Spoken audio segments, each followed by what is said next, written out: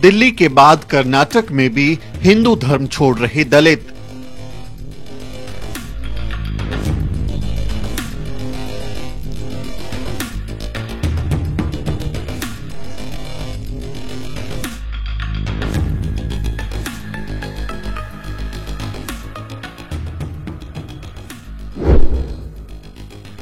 हिंदू देवी देवताओं की तस्वीरों को नदी में बहाया। ये तस्वीरें कर्नाटक से आई हैं।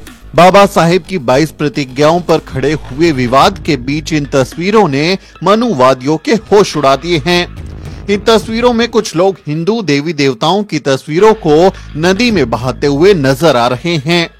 देखिए कैसे एक एक कर हिंदू देवी देवताओं की इन तस्वीरों को नदी में विसर्जित किया जा रहा है।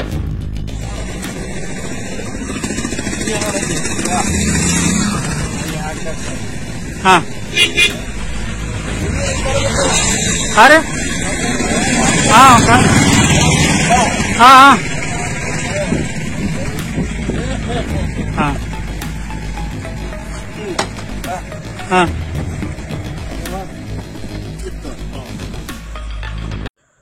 समस्त को प्रभु जीशु कृष्णकर मधुमय नाम मोर आंतरिक नमस्कार। ख्रीष्टान प्रिय भाई भौणी माने आज भिडियो आम मैंने जानिबा एमित एक विषय जोटा कि आपण को एवं ख्रीष्टान विरोधी मान को जानिबा अत्यंत जरूरी अटे। आपण तो ऑलरेडी वीडियो क्लिप आपण देखि सारी, आपण थंबनेल मध्य देखि सारी, कारण वीडियो क्लिप रे मु जहाँ देखी थंबनेल रे मध्य मु ताहा देखी। लोक माने हिंदू धर्म को परित्याग करुचंती। तेबे प्रिय भाई एवं भौणी माने आपण देखिया पाइले किपरि लोक माने हिंदू धर्म को परित्याग करुचंती एवं सर्व साक्षात समस्त सामने पुणी से हिंदू देवादेवी मानकर फोटो को पानी रे फिंकुचंती। आउ से फोटो मूर्ति को पानी रे फिंकुथिला अवस्था रे एक वीडियो मध्य तैयारी कर जाउची। यार अर्थ होची से दुनिया को जने देवा में चाहती देख आमे हिंदू धर्म को आमे परित्याग करूँ। तेबे प्रिय बंधुगण कहीं लोक माने हिंदू धर्म को परित्याग करुचंती एवं कहीं लोक माने ख्रीष्टियानिटी प्रति से आकर्षित होउचंती। अनेक ख्रीष्टियान विरोधी माने से मते कमेंट करते मते क्वेश्चन करते जे आमर भारत वर्ष देख सबुठारु हिंदू मानकर संख्या आमर अधिक। आमे हिंदू आमर संख्या होची अधिक आम भारत देश रे, आ तुम ख्रीष्टियान मानकर संख्या होची बहुत कम। आ कम शतकड़ा ख्रीष्टियान लोक तुम्हें रोच। तेबे प्रिय बंधुगण मु सेमानको एमिते जवाब दिए जदि भारत वर्ष रे हिंदू लोक मानकर संख्या कम तेबे एई पृथ्वी रे माने समग्र विश्व रे आमर ख्रीष्टियान लोक मानकर संख्या होची अधिक। जदि आमे पूरा संपूर्ण विश्व को जदि आमे कैलकुलेशन करिबा जदि गणना करिबा तेबे एठारे ख्रीष्टियान लोक मानकर संख्या अधिक। जदि आमे धर्म पुस्तक विषय को नहीं आलोचना करिबा तेबे पृथ्वी रे सबुठारु बेसी व्यवहार होतबा धर्म ग्रंथ होची बाइबल। आ पृथ्वी रे सबुठारु माने अधिक परिमाण बिक्री होतबा धर्म ग्रंथ होची बाइबल। आ पृथ्वी रे सबुठारु माने बेसी डिमांड थिबा धर्म पुस्तक होची बाइबल। तबे प्रिय बंधुगण बाइबल रो डिमांड वर्तमान एते बढ़ी जाइछि जे आ वर्तमान आमे माने बाइबल आमे पाउनु। गोटे गोटे बाइबल को पाइबा निमंते आमको बहुत अपेक्षा करने पड़ुछि। तबे एइथर आपण जानि सारी थिबे जे भारत रे ख्रीष्टियानिटी बाइबल रो केते महत्व रही अछि आउ केते तार डिमांड रही अछि। तबे एठारे जो आमर भाई माने हिंदू धर्म को परित्याग कले सर्व साक्षातर से माने हिंदू देवादेवी मानकर फोटो एवं मूर्ति को से नदी रे माने विसर्जन कले फिंगिले। आ केवल सेतिक नुहे तार वीडियो मध्य तैयारी कले वीडियो तैयारी करी ताको वायरल कले। ତେବେ ଏହି ସମସ୍ତ ବିଷୟକୁ ଦେଖିକି ଆପଣ କ'ଣ ଭାବୁଛନ୍ତି? କମେଣ୍ଟ ବକ୍ସରେ ଆପଣ କମେଣ୍ଟ କରନ୍ତୁ। ତେବେ ପ୍ରିୟ ବନ୍ଧୁଗଣ, ଖ୍ରୀଷ୍ଟରେ ପ୍ରିୟ ଭାଇ ଏବଂ ଭଉଣୀମାନେ, ଆଜିକାଲି ଆମର ଏହି ଭାରତ ବର୍ଷରେ ଖ୍ରୀଷ୍ଟିଆନିଟି ଏକ ରହସ୍ୟପୂର୍ଣ୍ଣ ବିଷୟ ଭାବରେ ଲୋକମାନେ ବିଚାର କରୁଛନ୍ତି। ଯେମିତିକି ଖ୍ରୀଷ୍ଟିଆନିଟି ଭିତରେ କିଛି ନାହିଁ, ଆଉ ପ୍ରଭୁ ଯୀଶୁଖ୍ରୀଷ୍ଟ ଯେମିତି ଏକ ସାଧାରଣ ମଣିଷ ଆଉ ସେମିତି ଭାବରେ ବିଚାର କରୁଛନ୍ତି। ଯଦି ତାହା ହେଇଥାନ୍ତା, ଯଦି ପ୍ରଭୁ ଯୀଶୁଖ୍ରୀଷ୍ଟ ଏକ ସାଧାରଣ ମଣିଷ ହେଇଥାନ୍ତେ କିମ୍ବା ବାଇବେଲ ଏକ ସାଧାରଣ ଧର୍ମ ପୁସ୍ତକ ହେଇଥାନ୍ତା, ତେବେ ପୃଥିବୀରେ ତା'ର ଡିମାଣ୍ଡ ନଥାନ୍ତା। ଲୋକମାନେ ହିନ୍ଦୁ ଧର୍ମକୁ ପରିତ୍ୟାଗ କରୁନଥାନ୍ତେ। ତେବେ ଲୋକମାନେ କାହିଁକି ହିନ୍ଦୁ ଧର୍ମକୁ ପରିତ୍ୟାଗ କରୁଛନ୍ତି? ଆଉ ଯଦି କୌଣସି ଖ୍ରୀଷ୍ଟିଆନ ବିରୋଧୀ ଏଇଟା ଜାଣିବାକୁ ଚାହୁଁଛନ୍ତି, ତେବେ ମୁଁ କିଛି କହିବି ନାହିଁ। ସେମାନେ ନିଜେ ଇନଭେଷ୍ଟିଗେସନ୍ କରନ୍ତୁ, ଜଣାପଡ଼ିଯିବ।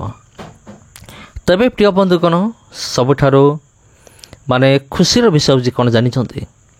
ଯେ ଅନେକ ଲୋକମାନେ ସେମାନେ ପ୍ରଭୁ ଯୀଶୁଖ୍ରୀଷ୍ଟଙ୍କୁ ନିଜର ବ୍ୟକ୍ତିଗତ ଉଦ୍ଧାରକର୍ତ୍ତା ବା ତ୍ରାଣକର୍ତ୍ତା ଭାବରେ ସେମାନେ ଗ୍ରହଣ କରୁଛନ୍ତି। ଆଜି ମଧ୍ୟ ସେମାନେ ଗ୍ରହଣ କରୁଛନ୍ତି। ତେବେ ପ୍ରିୟ ବନ୍ଧୁଗଣ, ଗତକାଲି ଗୋଟେ ଭିଡ଼ିଓ ଅପଲୋଡ଼ କରିଥିଲି, ଆପଣ ଜାଣିଥିବେ ଯେ କୋରାପୁଟ ଜିଲ୍ଲାରେ ଯେଉଁ ଭାଇ ଭଉଣୀମାନଙ୍କୁ ତାଡ଼ନା କରାଗଲା, ତାଙ୍କ ଘର ଦ୍ୱାର ଭଙ୍ଗାଗଲା, ଆଉ ସେମାନେ ହୁଏତ ପୁଣି ଥରେ ହିନ୍ଦୁ ଧର୍ମକୁ ଫେରି ଆସିଥାନ୍ତେ ଯଦି ଖ୍ରୀଷ୍ଟିଆନିଟିର କୌଣସି ଯଦି ମହତ୍ତ୍ୱ ନଥାନ୍ତା ବା ପ୍ରଭୁ ଯୀଶୁଖ୍ରୀଷ୍ଟଙ୍କର ବିଷୟଗୁଡ଼ିକ ଆଉ ବାଇବେଲରେ ଥିବା ବିଷୟଗୁଡ଼ିକ, ସେଇ ବିଷୟଗୁଡ଼ିକରେ ଯଦି କୌଣସି ଦମ୍ ନଥାନ୍ତା, ଯଦି କୌଣସି ମହତ୍ତ୍ୱ ନଥାନ୍ତା, ତେବେ ସେମାନେ ତାଡ଼ନା ପାଉ ପାଉ ପୁଣି ପଳେଇ ଆସିଥାନ୍ତେ ତାଙ୍କ ନିଜ ହିନ୍ଦୁ ଧର୍ମକୁ। କିନ୍ତୁ ବିଲକୁଲ ଏମିତି ହେଲା ନାହିଁ। ଯେତେବେଳେ ସେମାନଙ୍କୁ ପଚରା ହେଉଛି ତୁମେ ଆଉ ଥରେ ପୁଣି ହିନ୍ଦୁ ଧର୍ମକୁ ଯିବ କି? ଆଉ ସେମାନେ ସଫା ମନା କରିଦେଉଛନ୍ତି। ଆଉ ତୁମେ କେମିତି ବିଶ୍ୱାସ କଲ? କୌଣସି ପାଷ୍ଟର ତୁମ ପାଖକୁ ଆସିଥିଲା କି? କୌଣସି ଯୀଶୁଙ୍କର ଲୋକ ତୁମ ପାଖକୁ ଆସିଥିଲା କି? ତୁମକୁ ଟଙ୍କାର ପ୍ରଲୋଭନ ଦେଖାଇଥିଲା କି? ତୁମକୁ କୌଣସି ପ୍ରଲୋଭନ ଦେଖା ହେଇଥିଲା କି? ସେମାନେ ଗୋଟେ ଅଲଗା ପ୍ରକାର ଉତ୍ତର ଦେଉଛନ୍ତି। କ'ଣ ଆପଣ ଜାଣିଛନ୍ତି?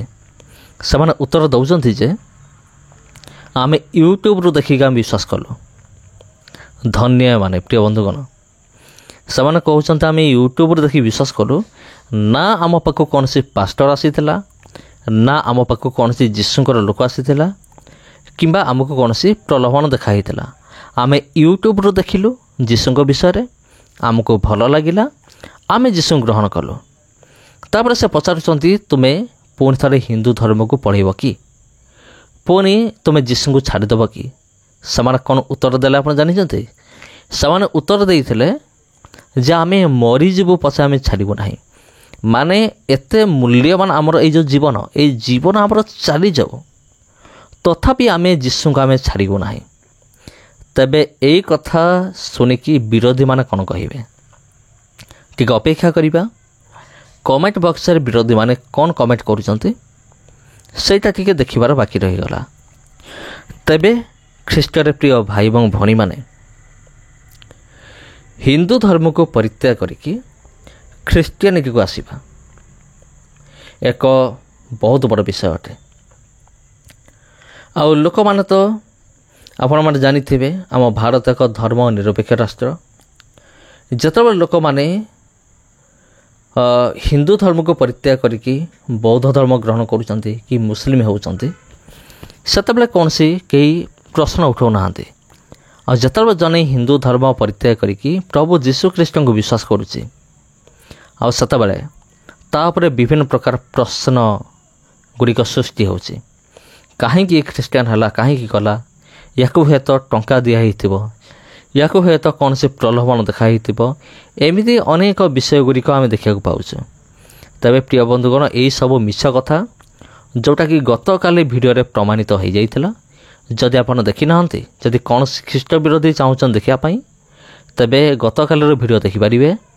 ଆଉ ସେଇଠି କିଭଳି ଭାବରେ ସେମାନେ ବୟାନ ଦେଉଛନ୍ତି, ସେମାନେ କାହିଁକି ସେମାନେ ଛାଡ଼ିଲେ ହିନ୍ଦୁ ଧର୍ମ, ଆଉ ସେମାନଙ୍କୁ କେମିତି ଲାଗୁଛି ଯୀଶୁଙ୍କ ପାଖକୁ ଆସିଲା ପରେ, ସବୁ ବିଷୟ ଜାଣିପାରିବେ।